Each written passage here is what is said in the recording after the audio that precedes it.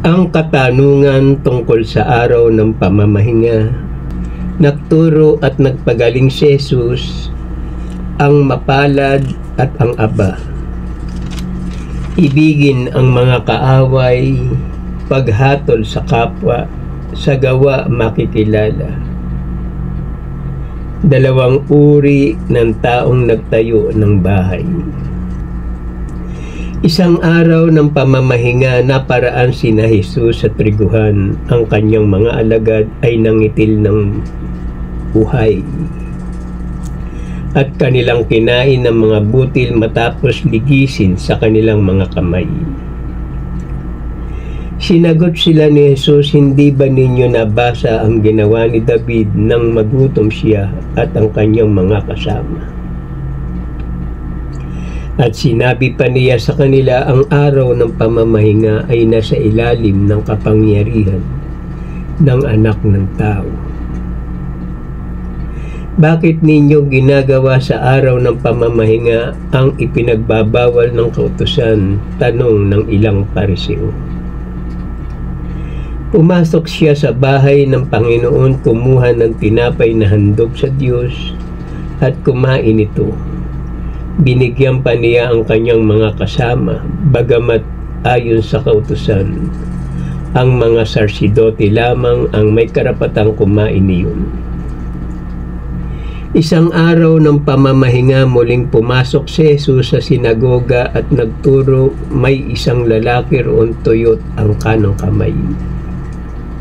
Sa hangad ng mga eskriba at mga Pariseo na maparatangan si Jesus, nagbantay sila upang tingnan kung siya'y magpapagaling sa araw ng pamamahinga. Sa pangalan ng Ama at ng ating Panginoon Jesucristo at ng Anak at ng Banal na Espiritu. Amen. Amen. Amen. Amen. Amen. Amen. Amen. Diyos amang makapangyarihan sa lahat na may lalang ng langit at lupa, purihin ka, Panginoong Yahweh, ng buong puso ko at kaluluwa. Purihin amang Yahweh, pagkat siya ay mabuti. Purihin Espiritu Santo, pagkat siya ay mabuti. Purihin Jesucristo, pagkat siya ay mabuti. Purihin amang Yahweh, pagkat siya ay mabuti. Purihin Espiritu Santo, pagkat siya ay mabuti. Purihin Jesucristo, pagkat siya ay mabuti. Purihin amang Yahweh, pagkat siya ay mabuti. Pinupuri ko po ang inyong puso, isip, karunungan. Banal na Espiritu, banal na kapangyarihan. Malinis na pangalan, malinis na kalooban, at sa walang hanggang ninyong kadakilaan. Ama, Maghari nawa ang kapayapaan, kasaganahan, pagmamahalan, pagbibigayan, pagmamalasakit, pag-ibig at katarungan. Diyos amang makapangyarihan sa lahat na may lalang ng langit at lupa, dagat at lahat ng mga nakikita natin at pati ang ating buhay. Mga isdang naglalakihan sa karagatan, mga hayop na kinakain sa kalupaan, mga gulay at prutas na nagbibigay sa atin ng kalakasan, mga puno at halamang gamot na ginawa ng Diyos, tinitimpla ito ng parmasyotika upang ipamahagi sa lahat na may karamdaman dito sa bayang Pilipinas at maging sa buong sanlibutan. O kay buti mo, Panginoong Yahweh, marapat lamang na kayo'y pasalamatan, kilalanin, paglingkuran, at sambahin sa pangalan ng Ama at ng ating Panginoon Hesukristo at ng Anak at ng Banal na Espiritu. Amen. Amen. Amen. Amen. Amen. Amen. Amen. Maraming salamat po, Ama, sa magandang umaga. Maraming salamat po, Ama, sa lahat ng biyaya na pinagkakaloob niyo sa amin sa araw-araw dito sa bayang Pilipinas. Sa bayang Marilao, Mekawayan, Ilocos, Mindanao, Mindoro, Bicol, Metro Manila, at sa buong karatig po, sulok at gitna ng Pilipinas. Maraming salamat po, Ama, sa patnubay at gabay at pagpapala sa aming mahal na Pangulo na si Bongbong Marcos.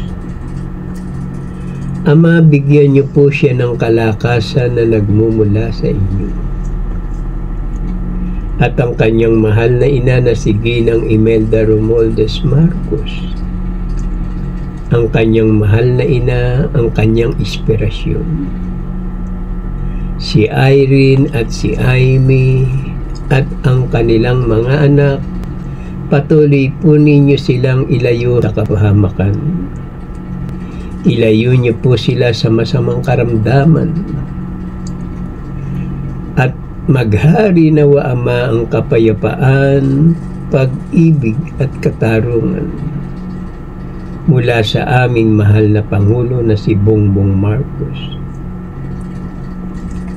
Ingatan niyo po siya at bigyan niyo po siya ng karangalan na nagmumula sa inyo at karunungan. Maraming salamat po, Ama, sa maganda ninyong kalooban. Banal na Espiritu, Ama ko, Panginoon Hesukristo, mahal na mahal po namin kayo. Kayo ang aming Diyos, ang maghahari dito sa bayang Pilipinas. Salamat po, Ama, sa maganda ninyong kalooban at sa walang hanggang ninyong pag-ibig at pag-iingat sa amin. Salamat po, Panginoon Hesukristo. Amen.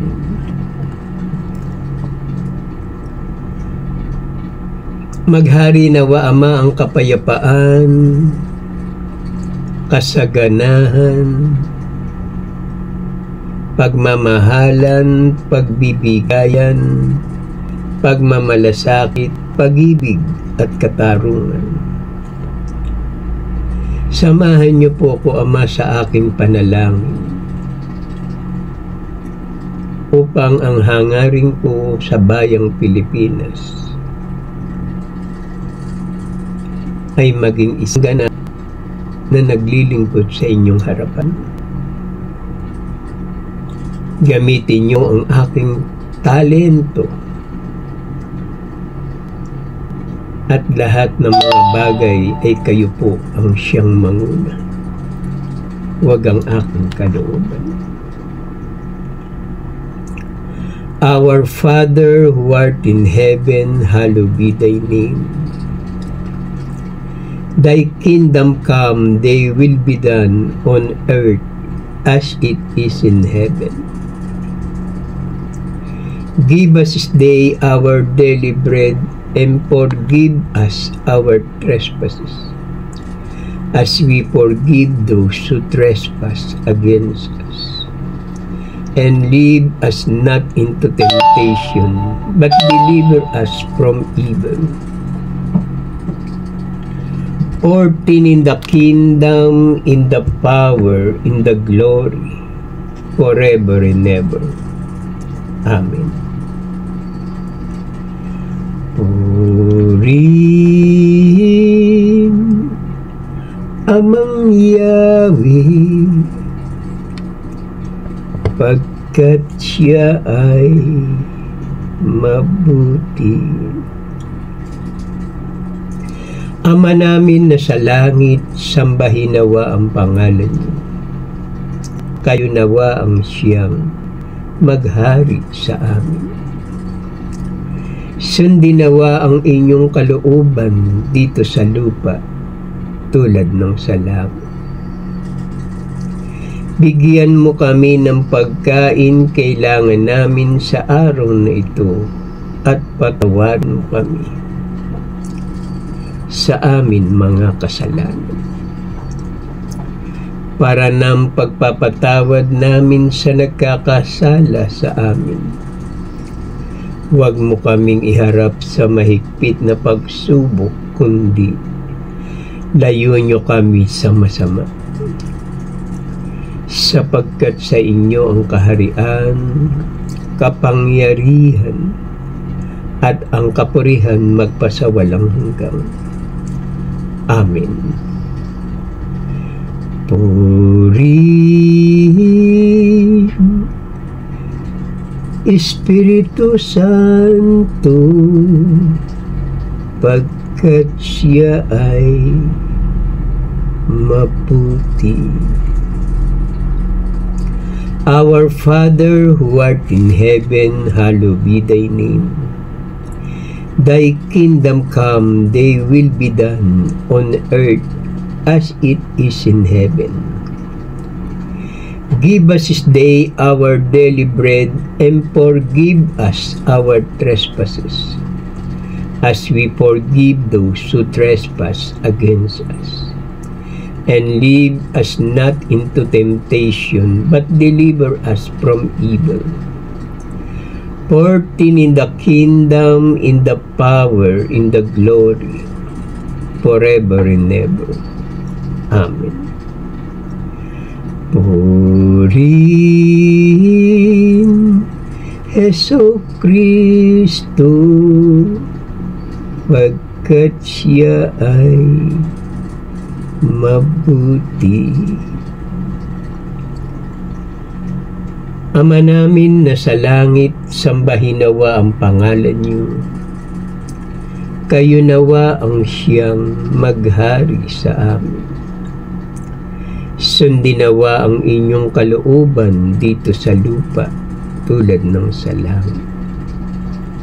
Bigyan mo kami ng pagkain kailangan namin sa araw na ito at patawarin mo kami sa amin mga kasalanan, para ng pagpapatawad namin sa nagkakasala sa amin. Huwag mo kaming iharap sa mahigpit na pagsubok, kundi layo niyo kami sa masama. Sapagkat sa inyo ang kaharian, kapangyarihan, at ang kapurihan magpasawalang hanggan. Amen. Purihin Amang Yahweh, pagkat siya ay mabuti. Our Father who art in heaven, hallowed be thy name.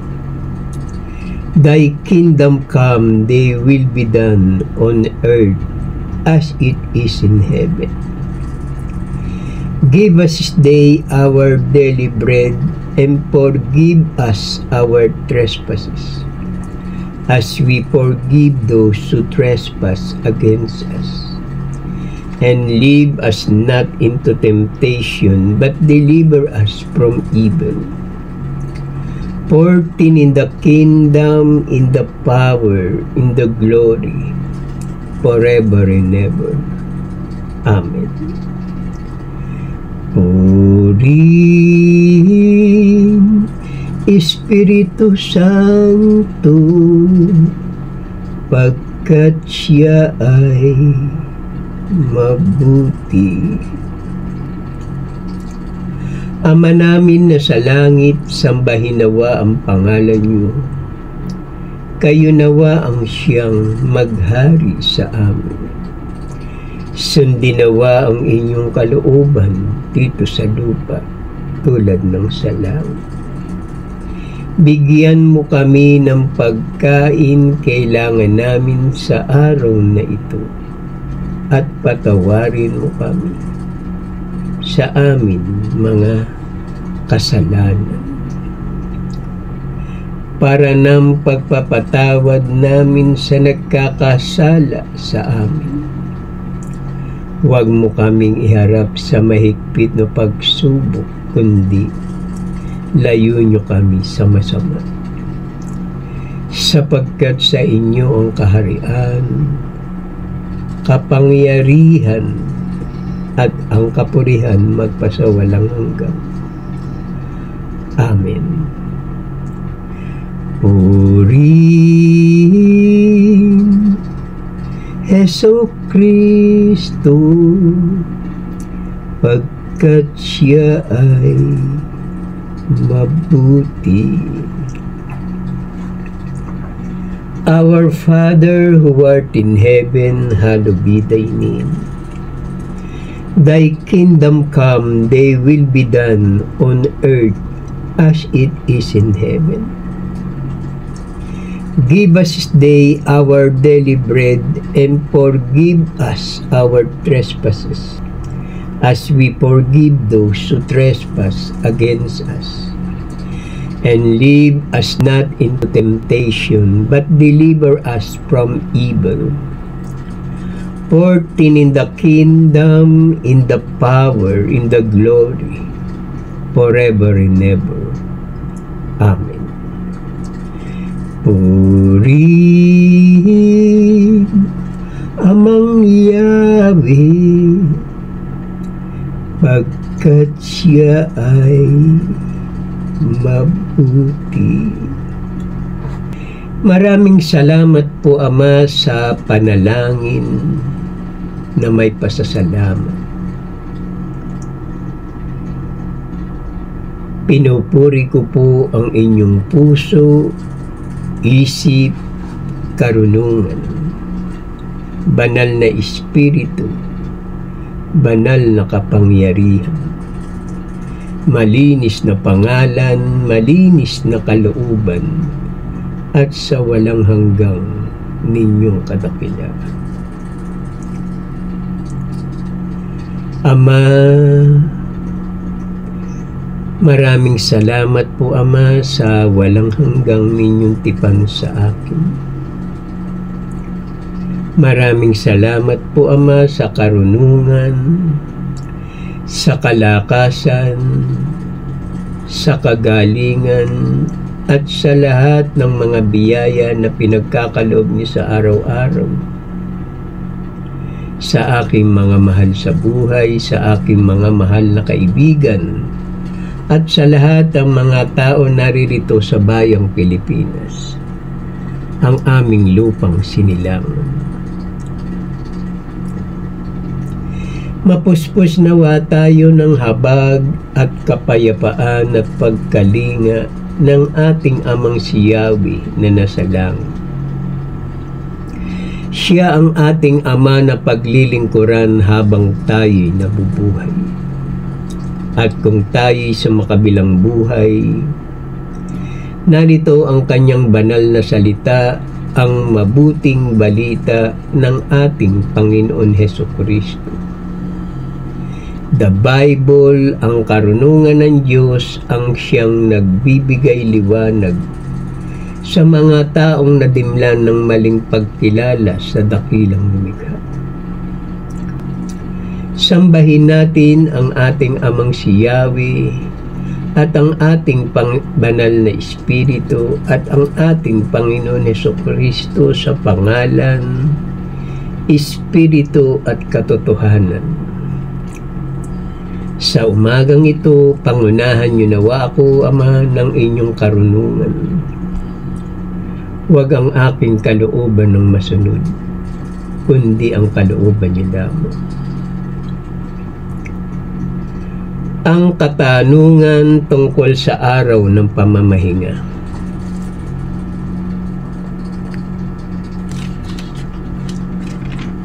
Ang mapalad at ang aba.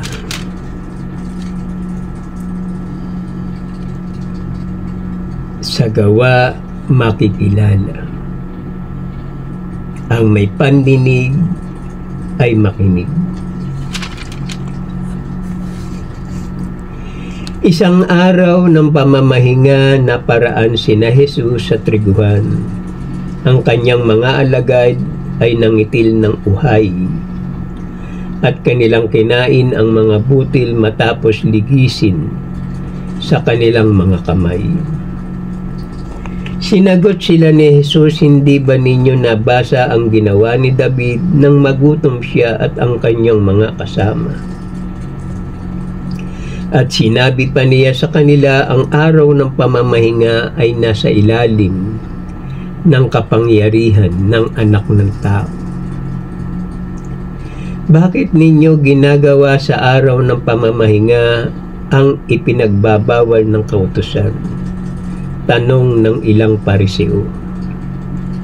Pumasok siya sa bahay ng Panginoon, kumuha ng tinapay na handog sa Diyos, at kumain ito, binigyan pa niya ang kanyang mga kasama. Bagamat ayon sa kautusan, ang mga sarsidote lamang ang may karapatang kumain iyon. Isang araw ng pamamahinga, muling pumasok si Jesus sa sinagoga at nagturo. May isang lalaki roon, tuyot ang kanang kamay. Sa hangad ng mga eskriba at mga Pariseo na maparatangan si Jesus, nagbantay sila upang tingnan kung siya'y magpapagaling sa araw ng pamamahinga. Sinabi ni Jesus sa kanila, tatanungin ko kayo, alin ba ang ayon sa kautusan? Ang gumawa ng mabuti o ang gumawa ng masama sa araw ng pamamahinga? Magligtas ng buhay o pumatay? Ngit-ngit sa galit ang mga eskriba at mga Pariseo at pinag-usapan nila kung ano ang dapat gawin kay Jesus. Subalit, batid ni Jesus ang kanilang mga iniisip, kaya sinabi niya sa lalaking tuyot ang kamay, halika rito sa unahan. Lumapit naman ang lalaki at tumayo roon. Tiningnan ni Jesus ang nasa palibot niya at sinabi sa lalaki, iunat mo ang iyong kamay. Iniunat nga niya ang kanyang kamay at ito'y gumaling. Nang panahong iyon, umahon si Jesus sa isang burol at magdamag doon na nalangin. Kinaumagahan, tinawag niya ang kanyang mga alagad at pumili siya ng 12 sa kanila na tinawag niyang mga apostol. Mateo, Tomas at Santiago na anak ni Alpeo, si Simon ang makabayan. Bumaba si Jesus kasama sila at tumayo sa isang patag na lugar. naroon ng marami sa kanyang mga alagad at ang napakaraming tao, buhat sa Judea at sa Jerusalem at sa mga bayan sa baybaying dagat ng Tiro at Sidom.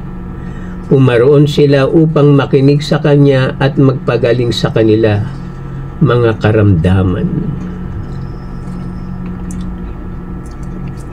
Si Simon na pinangalanan niyang Pedro at si Andres na kanyang kapatid, sina Santiago, Juan, Felipe, Bartolome. Si Judas na anak ni Santiago at si Judas Iscariote na naging taksil. Pinagaling din niya ang mga pinahihirapan ng masamang espiritu at sinikap ng lahat ng tao na mahipo siya, sapagkat may taglay siyang kapangyarihan makapagpagaling ng lahat. Mapalad kayo mga nagugutom ngayon, sapagkat kayo'y bubusugin. Mapalad kayong mga tumatangis ngayon, sapagkat kayo'y magagalak. Magalak kayo at lumukso sa tuwa kung ito'y mangyari, sapagkat malaki ang inyong gantimpala sa langit. Gayon din ang ginawa ng kanilang mga ninuno sa mga propeta. Tumingin si Jesus sa mga alagad at kanyang sinabi, "Mapalad kayong mga dukha, sapagkat ang Diyos ang maghahari sa inyo. Mapalad kayo kung dahil sa anak ng tao kayo'y kinapupuutan, ipinagtatabuyan, at inaalimura ng mga tao at pati ang inyong pangalan ay kinakasusuklaman. Ngunit sa aba ninyong mayayaman ngayon, sapagkat magtamasa na kayo ng kaginhawahan. Sa aba ninyong mga busog ngayon, sapagkat kayo'y magugutom. Sa aba ninyong nagsisitawa ngayon, sapagkat kayo'y magdadalamhati at magsisitangis. Ngunit sinasabi ko sa inyong mga nakikinig, ibigin ninyo ang inyong mga kaaway, gawan ninyo ng mabuti ang mga napupuot sa inyo. Kapag sinampal ka sa isang pisngi, iharap mo rin sa ang kabila. Kapag inagaw ang inyong balabal, ibigay mo pati ang iyong baro. Sa aba ninyo kung kayo'y pinupuri ng lahat ng tao, sapagkat gayon din ang ginagawa ng kanilang mga ninuno sa mga bulaang propeta. Sa aba ninyo kung kayo'y pinupuri ng lahat ng tao, sapagkat gayon din ang ginawa ng kanilang mga ninuno sa mga bulaang propeta. Pagpalain ninyo ang mga sumusumpa sa inyo, idalangin ninyo ang mga umaapi sa inyo. Bigyan mo ang bawat nanghihingi sa iyo, at kung may kumuha ng iyong ari-arian, ay huwag mo nang bawiin pa ang mga iyon. Gawin ninyo sa iba ang ibig ninyong gawin nila sa inyo. At kung ang gagawan lamang ninyo ng mabuti ang gumagawa sa inyo ng mabuti, ano pang gantimpala ang inyong hihintayin? Kahit ang mga makasalanan ay gumagawa rin ito. Sa halip, ibigin ninyo ang inyong mga kaaway at gawan ninyo sila ng mabuti. Magpahiram kayo ng hindi umaasa ng anumang kabayaran. Sa gayon, malaking gantimpala ang tatamuhin ninyo at kayo'y magiging mga anak ng kataas-taasan, sapagkat siya'y mabuti sa masasama at sa mga hindi marunong tumanaw ng utang na loob. Kung ang iibigin lamang ninyo ay ang mga umiibig sa inyo, ano pang gantimpala ang inyong hihintayin? Kahit ang mga makasalanan ay umiibig din sa mga umiibig sa kanila. Kung ang pahihiramin lamang ninyo ay ang mga taong inaasahan ninyong makababayad sa inyo, Ano pang gantimpala ang inyong hihintayin? Kahit ang mga makasalanan ay nagpapahiram din sa mga makasalanan, sa pag-asa ang mga ito'y makababayad. Maging mahabagin kayo gaya ng inyong amang nasa langit. Huwag kayong humatol at hindi kayo hahatulan ng Diyos. Huwag kayong magparusa at hindi kayo parurusahan ng Diyos. Magpatawad kayo sa inyong kapwa at patatawarin kayo ng Diyos. Tinanong sila ni Jesus ng patalimhaga, maaari bang maging tag-akay ng bulag ang isa ring bulag? Kapwa sila mahuhulog sa hukay kapag ginawa ang gayon. Ang tinitingnan mo ay ang puwing ng iyong kapatid, ngunit hindi mo pinapansin ang dahilan sa iyong mga mata. Magbigay kayo at bibigyan kayo ng Diyos, hustong takal at siksik liglig, at umaapaw pa ang ibibigay sa inyo. Sapagkat ang takalang ginagamit ninyo sa iba ay siya rin gagamitin ng Diyos sa inyo. Walang alagad na higit sa kanyang guro, ngunit kapag lubusan naturuan, siya magiging katulad ng kanyang guro. Papaano mo masasabi sa iyong kapatid, "Kapatid, hayaan mong alisin ko ang iyong puwing," gayong hindi mo nakikita ang dahilan ng sa iyong mata? Mapagpaimbabaw, alisin mo muna ang dahilan sa iyong mata at makakakita kang mabuti, sa gayon maaalis mo ang puwing ng iyong kapatid. Walang mabuting punong kahoy na namumunga ng masama at walang masamang punong kahoy na namumunga ng mabuti. Ang mabuting tao ay nakapagdudulot ng mabuti sapagkat tigid ng kabutihan ng kanyang puso. Ang masamang tao ay nakapagdudulot ng masama sapagkat puno ng kasamaan ang kanyang puso, sapagkat kung ano ang bukang bibig, siyang laman ng dibdib. Ipakikilala ko sa inyo kung kanino natutulad ang bawat lumalapit sa akin, nakikinig ng aking mga salita at nagsasagawa ng mga ito. Nakikilala ang bawat punong kahoy sa pamamagitan ng kanyang bunga, sapagkat hindi nakapipitas ng igos sa puno ng aroma, at di rin nakapuputi ng ubas sa puno ng dawag. Tinatawag ninyo akong Panginoon, Panginoon, ngunit hindi naman ninyo ginagawa ang sinasabi ko. Katulad siya ng isang taong humukay ng malalim at sa pundasyon bato nagtayo ng bahay. Bumaha at ang tubig ay bumukso sa bahay na iyon, ngunit hindi natinag sapagkat matatag ang pagkakatayo. Ngunit ang nakikinig ng aking mga salita ay hindi nagsasagawa nito ay katulad ng isang taong nagtayo ng bahay na walang pundasyon. Bumaha, nadaanan ng tubig ang bahay na iyon at pagdakay bumaksak. Lubusan nawasak ang bahay na iyon. Ang wika natin. Ang napakadakilang kaligtasan. Kaya nga, dapat natin panghawakang mabuti ang mga katotohanan na narinig natin upang hindi tayo maligaw. Gayon din naman, hindi tayo makaiiwas sa parusa kapag hindi natin pinahalagahan ang kaligtasang ito na napakadakila. Ang Panginoon ang unang nagpahayag ng kaligtasang ito at ang mga nakarinig sa Kanya ang nagpatunay sa atin na ito'y totoo. Hindi sa mga anghel ipinailalim ng Diyos ang sanlibutan na nooy Kanyang lilikhain.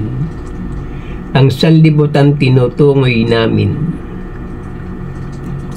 Ang salitang ipinahayag ng mga anghel ay napatunayan totoo at ang bawat sumusuway o lumalabag dito ay tumanggap ng kaukulang parusa. Pinatanayan din ito ng Diyos sa pamamagitan ng mga tanda at ibang-iba't himala at sa pamamagitan ng mga kaloob ng Espiritu Santo na ipinamamahagi niya ayon sa kanyang kalooban. Sa halip ay ganito ang patunay sa isang bahagi ng kasulatan. Ano ang tao upang siya'y iyong alalahanin? O ang anak ng tao upang iyong pangalagaan? Sandaling panahon siyang pinababa mo kaysa mga anghel, ngunit pinagkalooban mo siya ng kadakilaan at karangalan marapat sa isang hari. Subalit, alam natin si Jesus bagamat sandaling panahong pinababa kaysa mga anghel, ay binigyan ng karangalan at kadakilaan dahil sa kanyang pagkamatay dahil sa pag-ibig ng Diyos. Niloob niya na si Jesus ay mamatay para sa ating lahat. Si Jesus ang nagpapabanal sa kanila at ita ang Ama na nagpapabanal na pinagpaging banal, kaya hindi niya ikinahihiyang tawagin silang mga kapatid. At ipinailalim mo sa kanyang kapangyarihan ang lahat ng bagay. Nang ipailalim ng Diyos na ating Ama ang lahat ng bagay sa kapangyarihan ng tao, walang bagay na di ipinailalim sa kanya sa kasalukuyan. Hindi ba natin nakikitang napapapailalim sa kanyang kapangyarihan ang lahat ng bagay? Sa pamamagitan ng mga pagtitiis, siya'y pinagpaging ganap ng Diyos na lumikha at nangangalaga sa lahat ng bagay upang makapagpadala ng marami sa kaluwalhatian. Marapat lamang na gawin niya iyon sapagkat si Jesus ang pinagmumulan ng kanilang kaligtasan. Ganito ang kanyang sinabi, ipapahayag ko ang aking sa mga kapatid ang iyong pangalan at aawit ako ng papuri sa iyong sa gitna ng kapulungan. Sinabi rin niya, ako'y mananalig sa Diyos, at ang sabi pa niya, naririto ako at ang mga anak na ibinigay sa akin ng Diyos. Sa gayon, pinalaya niya ang lahat na naging alipin habang panahon dahil sa kanilang takot sa kamatayan. Kaya kinakailangan matulad siya sa kanyang mga kapatid sa lahat ng paraan. Sa gayon, siya'y naging isang dakilang sarsidote, mahabagin at tapat na naglilingkod sa Diyos at naghahandog ng ahin sa ikapagpapatawad ng mga kasalanan ng tao. Yaman ang mga anak na tinutukoy niya ay tao, naging tao rin si Jesus. Tulad nila may laman at dugo, ginawa niya ito upang sa pamamagitan ng kanyang kamatayan ay maigupo niya ang diablo na siyang may kapangyarihan sa kamatayan. Hindi ang mga anghel ang kanyang tinutulungan kundi ang lahi ni Abraham, sapagkat siya may tinukso at nagbata at ngayon matutulungan niya ang mga tinutukso. Ang wika natin. Amen. Sa ating Diyos ang kapurihan, kadakilaan, karunungan, pasasalamat, karangalan, kapangyarihan, kalakasan, katarungan, pagmamahalan, pagmamalasakit at pagtatagumpay mula ngayon at magpakailanman. Maghari nawa ang kapayapaan sa bayang Pilipinas at maging sa buong sanlibutan. Araw-araw mong ipahayag ang aking banal na salita upang ang lahat ng makakita sa gawaing ito ay maligtas. upang papurihan natin ang ating Amang si Yahweh ng buong puso at kaluluwa. Salamat po. Amen. Ito ang gawain na may pasasalamat sa Diyos. Halina kayo mga kapatid, lumakad tayo sa liwanag na patungo sa ating Amang nasa langit. Sapagkat Siya ang pinagmumulan ng lahat ng ating pangangailangan. Biyaya sa araw-araw, pag-asa, pagmamahal, kapatawaran at katarungan, pag-ibig at pagtatagumpay mula ngayon at magpakailanman. Binabasbasan ko kayo sa pangalan ng Ama at ng ating Panginoon Hesukristo at ng Anak at ng Banal na Espiritu. Ang lahat ay magsabi ng Amen. Amen. Amen. Amen. Amen. Amen. Amen. Banal na Espiritu, Ama ko, Panginoon Hesukristo, mahal na mahal po namin kayo. Kayo ang aming Diyos ang maghahari sa bayang Pilipinas. Salamat po Ama sa maganda ninyong kalooban at sa walang hanggang ninyong pag-ibig at pag-iingat sa amin. Salamat po Ama. Amen. Mapuspos nawa tayo ng habag at kapayapaan at pagkalinga ng ating Amang si Yahweh na nasa langit. Siya ang ating Ama at Panginoon na paglilingkuran habang tayo'y nabubuhay. At kung tayo'y sa makabilang buhay, narito ang kanyang banal na salita, ang mabuting balita ng ating Panginoon Hesukristo. The Bible, ang karunungan ng Diyos na ating Ama, ang siyang nagbibigay liwanag sa mga taong nadimlan ng maling pagkilala sa dakilang lumikha.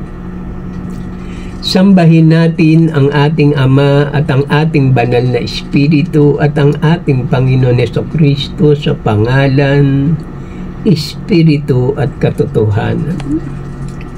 Ang wika natin, Amen. Sa ating Diyos ang kapurihan, kadakilaan, karunungan, pasasalamat, karangalan, kapangyarihan, kalakasan, katarungan, pagmamahalan, pagmamalasakit at pagtatagumpay mula ngayon at magpakailanman. Sumainyo nawa ang kapayapaan, kasaganahan, pagmamahalan, pagbibigayan, pagmamalasakit, pag-ibig at katarungan mula ngayon at magpakailanman. Sa lahat ng mga OFW na nakikipanayam sa iba't ibang panig ng bayang sa buong mundo, hangad ko ang masaganang biyaya at sa inyo na nagdudulot ng malaking kagalakan sa iyong mga mahal sa buhay. At sa lahat ng mga naririyan, lagi niyong tatandaan at lagi kayong sasamba sa gawaing ito. Kahit na kayo ay nasa isang kwarto o bago kayo matulog, manood kayo at kayo ay manalangin ng 7 Ama namin sa araw-araw. Manalangin kayo sa pagtulog nyo sa gabi ng 3 Ama namin. Pagising nyo na umaga, 4 na Ama namin. Sa isang araw, sapagkat kailangan natin ito sa araw-araw na ating pamumuhay. Pag ginagawa nyo ang lahat ng bagay na kayo'y manalangin sa ating Diyos, Ito ang ating covenant sa Kanya. Tayo'y nakikipag-usap sa Diyos sa pamamagitan ng personal na panalangin para sa buong sanlibutan, sa buong dito sa bayang Pilipinas. Huwag kayong mananalangin na humingi kayo ng pera, huwag, masama yun. Bahala na ang ating Ama, ang ating banal na Espiritu, ang ating Panginoon Hesukristo, sa lahat ng mga biyaya na pinagkakaloob niya sa atin sa araw-araw. Kaya lang kailangan tayo ay kumilos dahil binigyan niya tayo ng buhay para sa ating pangangailangan. Ngunit ang Diyos ang nagbibigay sa atin ng lahat ng bagay, tulad ng mga pagkain sa araw-araw o anumang mga gamit sa ating katawan lupa, at kung ano man ang ating pangangailangan ay binibigyan niya tayo sa pamamagitan. Tayo kanyang binibigyan sa pamamagitan ng kanyang kabutihang loob, dahil tayo ay sumusunod sa kanyang kalooban. Mga OFW, maraming salamat at magandang umaga sa inyong lahat. At sa lahat ng mga vlogger na nakikipanayam dito sa bayang Pilipinas, na sumusuporta sa ating mahal na Pangulo. Pagpalain nawa kayo at patnubayan ng ating Diyos na buhay. Sa lahat ng Kanya, sa Kanya ang lahat ng kapurihan, sapagkat ang ginagawa ninyo ay tunay na paglilingkod. Kahit na kayo ay hindi lingkod ng Diyos, ngunit may paglilingkod na ginagawa ng ating mahal na Pangulo, na kayo ang mga iyon. Lagi niyong itinutuwid ang landas ng ating mahal na Pangulo. Ano man ang ibinabato sa kanyang masama at sa kanyang mga nasasakupan, ay kayo ang nagbibigay ng mga magagandang paliwanag upang ang ating Pangulo ay naroroon pa rin sa tamang landas ng pagsunod ninyo sa pang-araw-araw na inyong paglilingkod bilang isang vlogger ng bayang Pilipinas. At sa lahat ng mga vlogger, si Top 1, Alpha, Mike Abe Opinion, Golden Boys, Batang Maynila, User Claire Castro, Juan Historiador, Andy Vlog Official, Yolo Random News, Ken Garcia, and 24/7. At sa lahat ng mga hindi ko nabanggit, hindi ko pa ito nalilista. Kaya sa susunod ay babanggitin ko na ang inyong mga pangalan. At sa lahat ng mga taong nakikipanayam dito sa bayang Pilipinas, hangat ko ang tagumpay at mabuhay kayo habang kayo'y nabubuhay. Maraming salamat po, Ama, sa magandang umaga. Maraming salamat po, Ama, sa maganda ninyong kalooban. Sa Diyos na makapagbibigay ng lahat ng bagay, ng lahat ng ating pangangailangan. Sumain niyo nawa ang biyaya at kapayapaan ng ating Diyos sa ating Diyos na buhay mula ngayon, una ngayon at magpakailanman. Salamat sa ating Amang nasa langit, at sa ating banal na Espiritu, at sa ating Panginoon Hesukristo mula ngayon, una ngayon at magpakailanman. Salamat sa Diyos na buhay. Amen.